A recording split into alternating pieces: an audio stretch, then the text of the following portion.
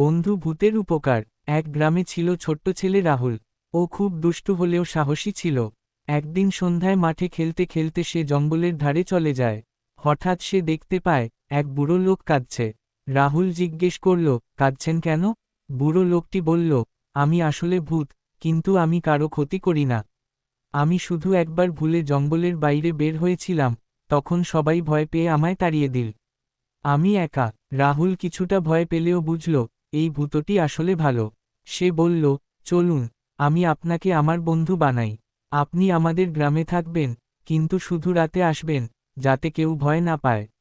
তারপর থেকে সেই ভালো ভূত রাত হলে এসে রাহুলকে গল্প শোনাত, খেলত, এমনকি রাহুলকে পড়াশোনায় সাহায্য করত।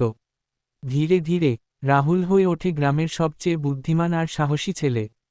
তবে কেউ জানত না, তার সবচেয়ে ভালো বন্ধুটি একজন ভালো ভূত। তো বন্ধুরা, যদি গল্পটা ভালো লেগে থাকে, তাহলে একটা লাইক দিও আর চ্যানেলটা সাবস্ক্রাইব করতে ভুল করো না। তোমাদের সাপোর্টই আমাদের আগামীর অনুপ্রেরণা।